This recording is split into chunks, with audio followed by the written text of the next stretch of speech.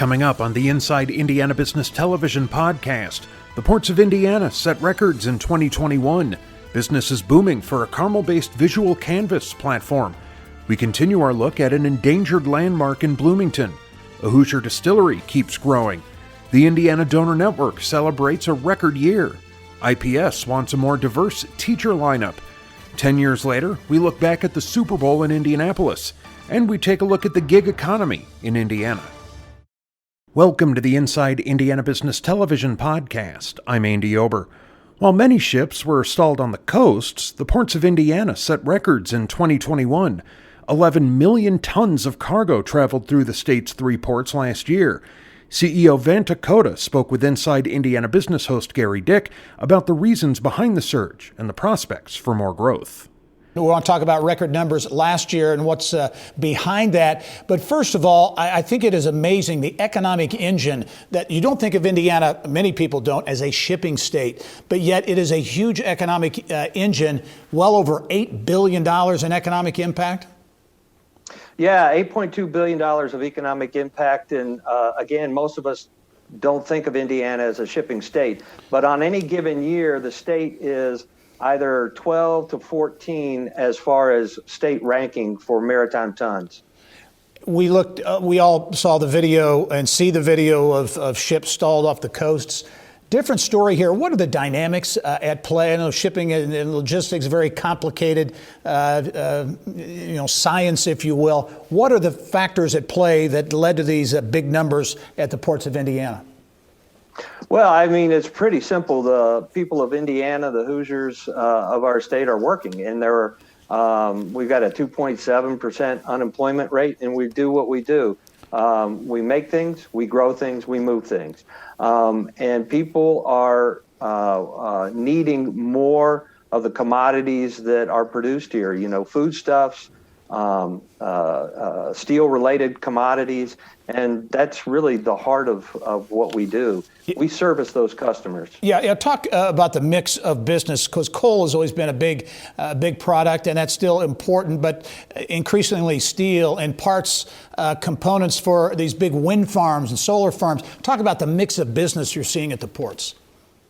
Yeah, it's a very important mix. Our big numbers have always been reliant upon coal, and as that has shrunk, although last year was a big year-over-year growth, the growth in our general commodities and our value-added commodities are really what's driving our current next-level type of impact, and that's ag products, foodstuffs, and steel processing.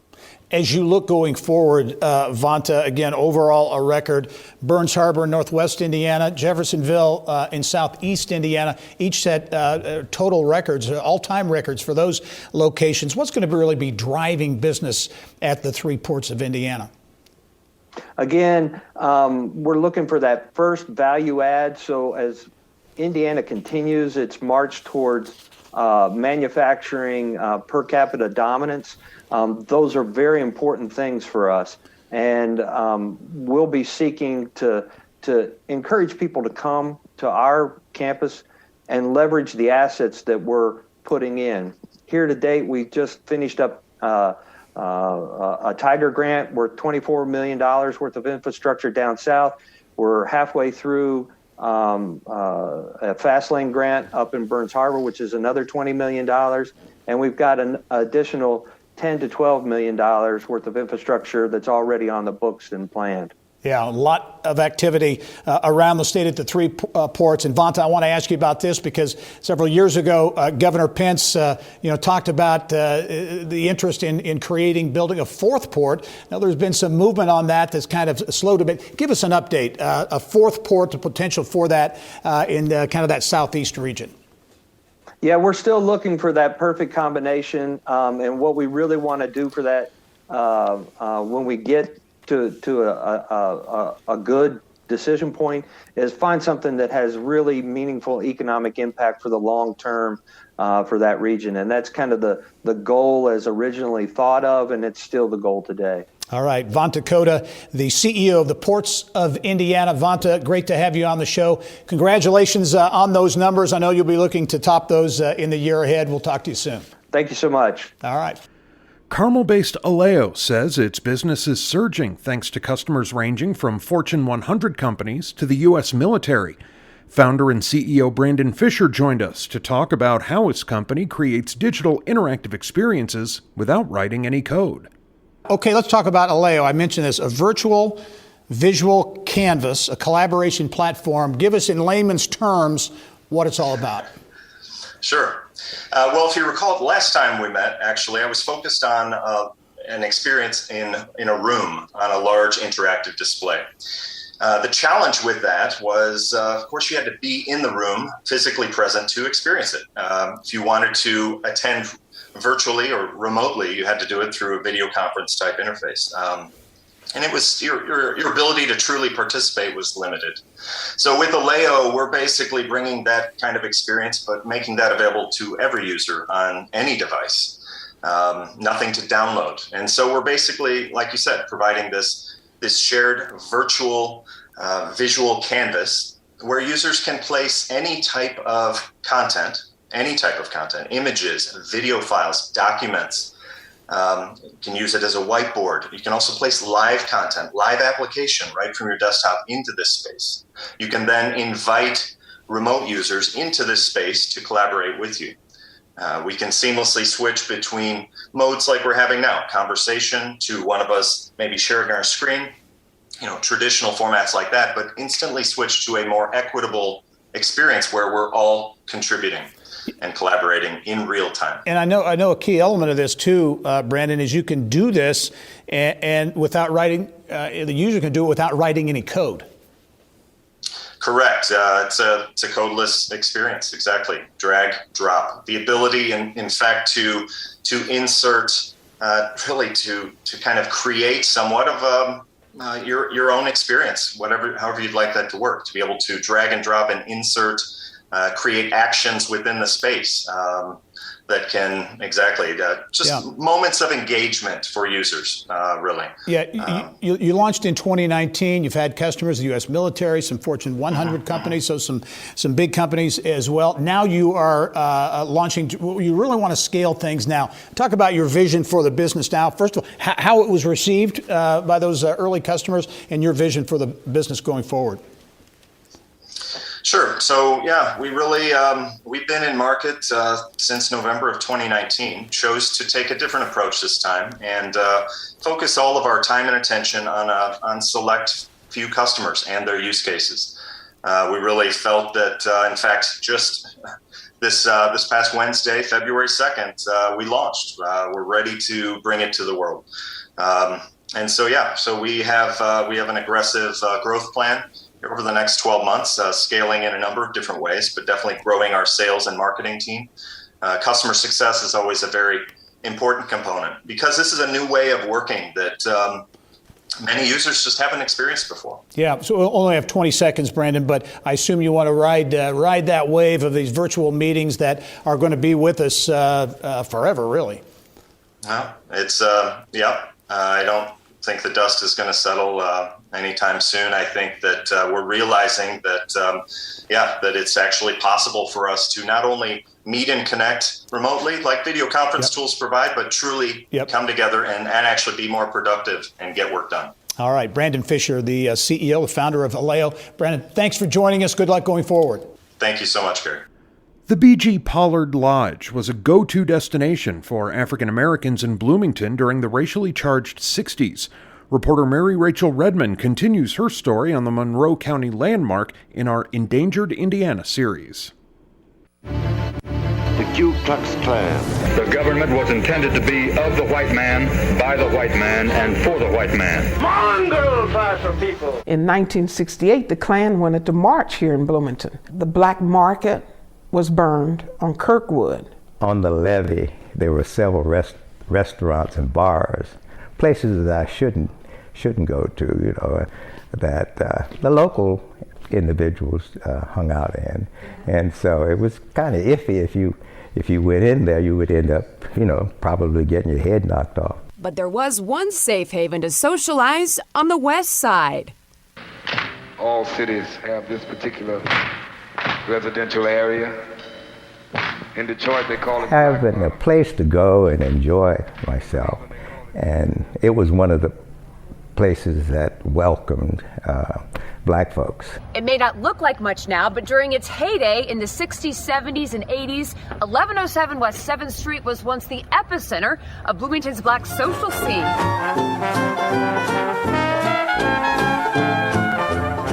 Finished in 1950, the B.G. Pollard Lodge started out as just a single basement. As it became more popular, it earned the nickname The Hole.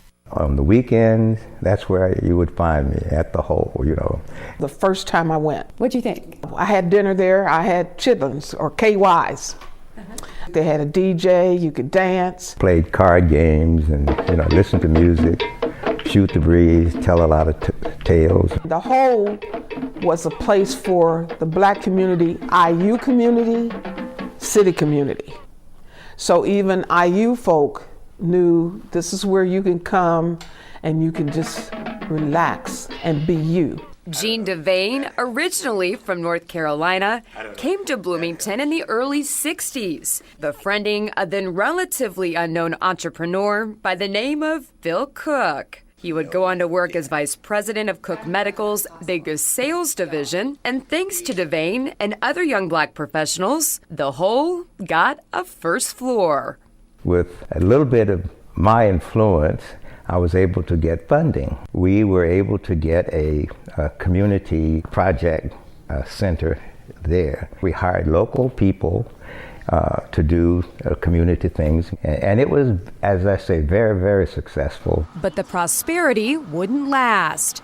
We had a little kickback from the local black folks. We ended up losing because we were voted out. That started the downfall of the Hole. The B.G. Pollard Lodge began its rapid decline in the 90s before being sold in 2006. Gutters. The buyer is a longtime Bloomington resident. He was nice enough to give us a tour when we were in town. That was. But yeah, come on in. We come in that door, and we head down these stairs. Yeah. And this was historically the Hole. This was the Hole there. Then there was that bar. Bar to the left. That was where the pool table used to be. Pool table was here, and I'm assuming then, is this the dance floor? And then the dance floor, Dancing the here. dance floor would be Right here? more or less where you are. Okay. Maybe not quite that far. It'd be a little bit closer. Okay. And then the mirrors, the big mirrors, would used to be here. Right there. And one can't help but notice the number of small items, and in this case, big ones. This used to be the sign. Whispers of the people who once made this place come alive. The number of people that it served, not only black folks, it was interracial, and I think it should be recognized. For no other reason for that, it was, I won't say the starting of integration, but it was part of.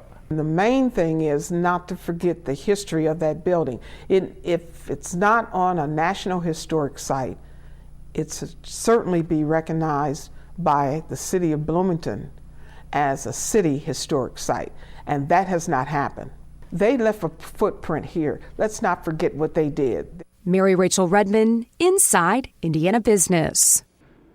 Popularity is growing for Indiana's whiskey and rye industry. What's fueling the growth? 1205 distillery owner Nolan Hudson joined us with more. Great entrepreneurial story here, I think. A lot of elements to it. I'll get right to it first, though. This new location in Lebanon, downtown Lebanon, near the courthouse. This is a big move for you, not only a tasting room, but a big production facility as well. Talk about this new location and what it's going to look like in Lebanon. Yeah, so we're really excited to join the Lebanon community. I've been in talks with the mayor and a bunch of people involved for the past 8 months or so. And we're going to be opening up a 15,000 square foot distillery and tasting room. It's going to allow us to increase our production by about 400%. We're doing about 1.5 barrels of whiskey a week now, and we'll be making about 1 barrel a day once we get into the full swing of things. So we'll have half of it set up for distilling, and the other half set up for a large tasting room. with a music stage, bar, and some food trucks inside. Yeah, that's phenomenal growth. Again, you launched in 2014 in Fletcher Place in downtown Indianapolis, expanded to Westfield. Talk about, in your view, how you got started, and what's really driving the growth of your business. Yeah, we started strictly with production. We didn't have any of the room for a tasting room. So our first 2 years or so was just distribution with our vodka and gin. We didn't have any of our whiskeys out. And then we opened up a tasting room, and our first tasting room just blew up. So then we decided to go into Westfield. And when we opened up Westfield, we opened up about 4 weeks before the COVID shutdown. But even with then, just the community and people coming in and supporting us, we blew our first year projections out of the water. And we realized that our growth in our tasting rooms is really going to help push our growth out in the market as well. So we really started to focus on our tasting rooms. We expanded our Westfield location once. We expanded our downtown location another time as well. And we decided we needed a bigger space to keep up with demand. Right now, we're selling faster than we can produce, especially with the tasting rooms. So Lebanon was the next logical step for us. We found a perfect building, and the tasting rooms just really helped us grow to that point. Hey, Nolan, talk about the distilled spirits industry in Indiana. It's growing and has been growing. It's a little tougher to enter the market, maybe more expensive than it is in the craft brewery side of the business. But talk about the industry, because it continues to grow, not just here in Indianapolis, but around the state. Yeah, for sure. We're seeing a lot more distilleries open up.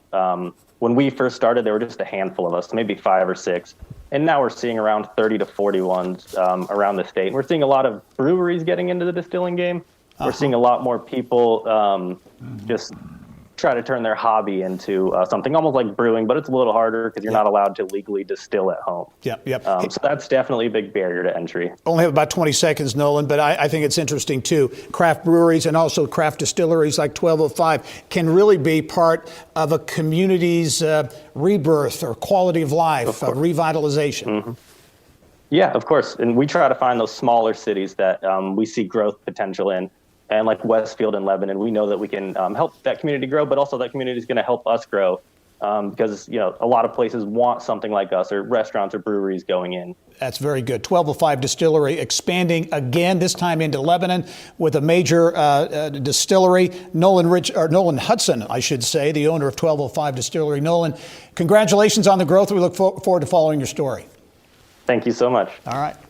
Remember, you can catch Inside Indiana Business Television on stations throughout the state every weekend.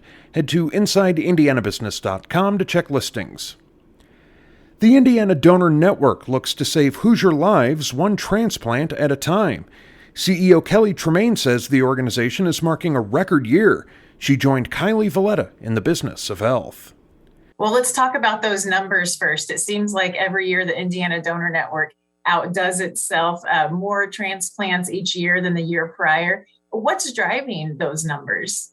Yeah, that's certainly our goal. We always want to transplant more organs than we have in years past. And first, I think it's just the generosity of Hoosiers in general. But we've made a lot of various changes over the last several years. We've hired more staff than ever before, ensuring that we have people in hospitals capturing every possible opportunity. Our public education efforts have reached millions of Hoosiers. And last year alone, we added 120,000 people to the Indiana Donor Registry. So lots of hard work. You opened the in-house organ recovery center in 2020. I know that was a really important addition to what you offer. Explain what that is and the impact that it's having. Yeah, so basically at our office, we have an ICU set up just like you would in a hospital, as well as operating rooms like you would in a hospital. So as we all know, the pandemic has really affected hospitals in ways that they have bed shortages, ventilator shortages, and it's been really difficult for families to even visit their loved ones when they're in the hospital. So by us having our own organ and tissue recovery center, we're able to transfer the patients from the hospital to our recovery center, care for them just like they would in any hospital setting, and then perform the entire donation process there. So it not only frees up the beds for the hospitals, but it allows families access to their loved ones in their last hours. So that's made a big impact on these families who otherwise may not even be able to spend much time with their loved ones at all in the hospitals given the COVID-19 pandemic. All right, such an important addition. So to keep up with those growing numbers, I know you've had to grow your staff throughout the state. So talk a little bit about that. And I know there are some open positions right now too. You're doing some more hiring. So talk a little bit about that. We are. We're always hiring. And I've started with the organization almost 22 years ago, and we had about 40 or 50 employees. Now we're close to 300. We've added close to 70 or 80 positions in the last 2 years. So we are really trying to focus on public education and education within the hospital system to make sure, like I said, that we capture every potential opportunity and that, we're doing right for the people that are waiting on the transplant list. So we are still in the thick of the pandemic, and that has impacted the medical industry in so many ways. How has the Indiana Donor Network been able to really thrive even during these really challenging times? Well, thankfully, we have still had access to all of our hospitals. Our staff are all trained on the PPE that hospitals have, the wearing of the N95 masks. And so we've still been able to go in and have access to patients, but we've had to get really creative. Usually we go into schools, into health education classes when kids are around the sophomore level, and provide education about donation and transplantation at that time. And so with the pandemic, we've not been able to go to schools like we used to. So we had to be creative and create online presentations. And same thing with hospitals. We've not been able to go and just do regular education. So we've had to do a lot of online education and just reaching people in different ways. Speaking of reaching people, there are more than 1,000 Hoosiers on the national transplant waiting list now. And that really speaks to your mission, your constant mission to get the message out about becoming a donor. So what do you want Hoosiers to know about becoming a donor? Well, I think sometimes people think that they're too old or somebody might not want my organs. And the biggest message that I have is to just register yourself to be a donor. There's so many easy ways to do that. You can do that when you renew your license at the BMV. You can go online to donatelifeindiana.org. And now you can even register your decision when you get your fishing or hunting license. So don't ever rule yourself out as a potential donor. Let us make that decision at the time of your death. And being able to carry on your legacy in life to other people, really, there is no greater gift. All right, Kelly, we only have about 30 seconds left, but you've been with the Donor Network for 22 years, like you mentioned earlier. Just talk generally, big picture, what kind of growth you've seen in over 2 decades with the Indiana Donor Network. Yeah, it's been pretty astronomical. When I first started, I think we were facilitating about 300 transplants, and now we're close to facilitating about 1,000 transplants. And so that's just amazing above and beyond. And as I mentioned, our staff has grown, 5-6 times fold from what it was when I first started. So, but we've also grown the Indiana Donor Registry, and that's probably one of the most important pieces, is that people have registered and made themselves donors. So that's always a good thing. All right, Kelly, thanks for being on the show today. Congratulations on another successful year, and we'll probably talk to you next year. Yes, you will. Thank you. Indiana's largest school district wants more diverse, high-quality teachers in the classroom. Indianapolis Public Schools Director of Talent Acquisition Alex Mosman talked about the Proving What's Possible initiative in our Eye on Education segment. Proving What's Possible. This is a big initiative and a big effort on the part of IPS. Give us a thumbnail description of really what this is all about. Yeah, really, it's about making sure that as a district, we're providing a lot of pathways for folks to become employed in the district and retain in the district, and specifically with the focus on making sure that we are reflecting the diversity of our student population and our staff population. So increasing the diversity of staff, both at the teaching ranks, at the leader ranks, and across staff as well. How do you do it? Give us an idea, maybe of some of the elements of this initiative that you hope are going to keep people in the district, but also attract some new faces in as well. Yeah, so two of the initiatives that we're launching under Proving What's Possible. The first is the Indy Teach Apprenticeship, which is a program that was piloted out of Crystal House, which we're bringing into the district to grow and expand. And that's really going to decrease a lot of the barriers to the teaching field that we see across the landscape, but specifically ones that impact diverse populations. So that's one of the ways in which we're hoping to attract and retain more diverse teacher candidates. And then we're also launching the IPS principal residency, which is the only district in the state currently to have a principal residency. And so hoping, again, to build that strong bench of leaders who are ready to step into a school leadership position long-term and continue to drive results for students. And really, I think it's interesting to note that you really feel that this is really building upon what has been some success in the talent attraction and retention game there at IPS. There have been some positive developments over the last couple of years. Yeah, absolutely. I mean, we have the highest starting. Sorry, guys. Got it. Highest starting teacher salary in Indiana. We have the largest teacher leadership program in the state, and we have a 12% increase in teacher retention over the last 4 years. Yeah, and part of how much of it, Alex, too, is awareness. What you just mentioned there, and just the fact making people aware of those elements and what's available and what it's like to work in IPS, that awareness issue. Absolutely. I mean, I think one of the pieces that we're really excited about here with Proving What's Possible is the opportunity to make sure that we're continuing to not only decrease the barriers to the profession, but we're decreasing the barriers for folks to really engage and celebrate their work in the district. And so we started with some small internal pieces, and we're excited to continue to roll some new initiatives out throughout the rest of this school year as well. Yeah. How wide is the net you're going to be throwing out there? I mean, certainly, I imagine you're looking around the state of Indiana, but is this a nationwide initiative? So I think our focus really is going to be on kind of owning our backyard, having a really strong presence here in Indianapolis initially. And then when we feel like we've got that right, then I think you definitely can look for us to grow and expand across the Midwest and certainly nationally as well. Yeah. How about metrics? What will success of this initiative look like?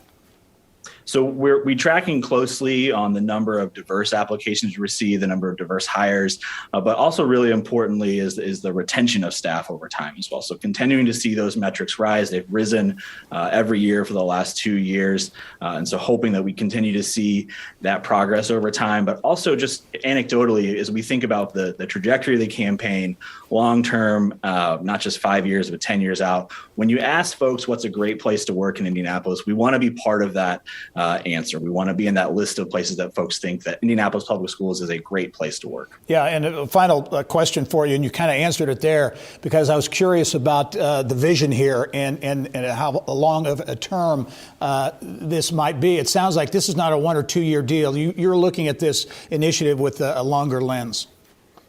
Absolutely. I mean, for all the challenges that COVID presented, we want to make sure that with our talent strategy, we are taking this opportunity to be bold and aggressive with a strategy that's going to meet this moment, but also set the district up for success, not just in the short term, but in the long term as well.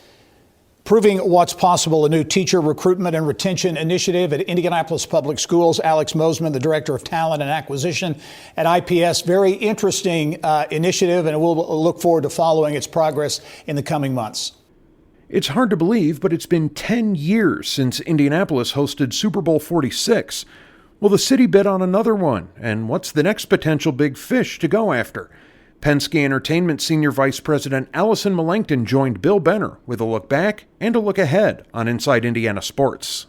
It's hard to believe it's been 10 years, but as we recall that week and everything that led up to it, 5 years of preparation, it really, in retrospective, couldn't have gone off any better. You know, it was an absolutely fabulous 10 days. And, you know, we debated on and on, should we keep it to 5 days or should we extend it, make it the longest Super Bowl experience ever? We went with the 10 days. We were blessed with the weather. We were able to entertain over 1 million people in downtown in that period. And everything went really well. You put out some information on Facebook today, 1.1 million visitors to the village. I mentioned 8,000 volunteers, 150,000 volunteer hours, and so many interesting touches. The zip line. I mean, everybody remembers the zip line, super scarves. I believe you have. I do. I have my super scarf right here. Super scarf. Youth initiatives, the Chase Near East Side Legacy. It was again, as we always do, far more than just a football game.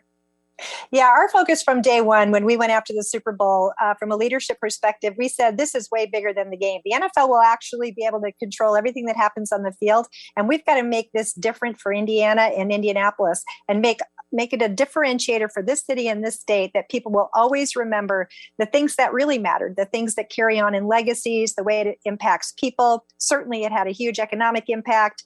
And as we sit here 10 years later, I know I'm still super proud of this effort that the city put in, because I see people all the time that bring it up and say it to me. I saw Mike Tirico this year at the Indy 500, and he said has never been a Super Bowl like Indianapolis. And of course, there were NFL concerns about bringing the game to Indianapolis, whether this whole concept of this village in a compact area would work. And they did it so well that they ended up rewriting the manual after Indianapolis hosted the game. Yeah, what a compliment, right? So many of the things we did, the NFL put into bid specs, and other cities called us later and said, how did you do that? We want to do it.